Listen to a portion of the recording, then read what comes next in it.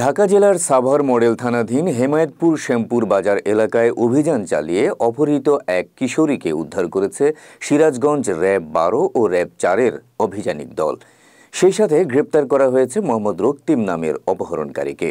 গেল ২৩ এপ্রিল সিরাজগঞ্জ জেলার সদর থানায় ২০০০ সালের নারী ও শিশু নির্যাতন দমন আইনে একটি মামলা দায়ের করা হয়। তার প্রেক্ষিতে মঙ্গলবার রাত ১০টায় হেমায়েতপুর শ্যামপুর বাজার এলাকায় অভিযান চালায় সিরাজগঞ্জ র্যাব ১২ ও র্যাব ৪-এর অভিযানিক দল।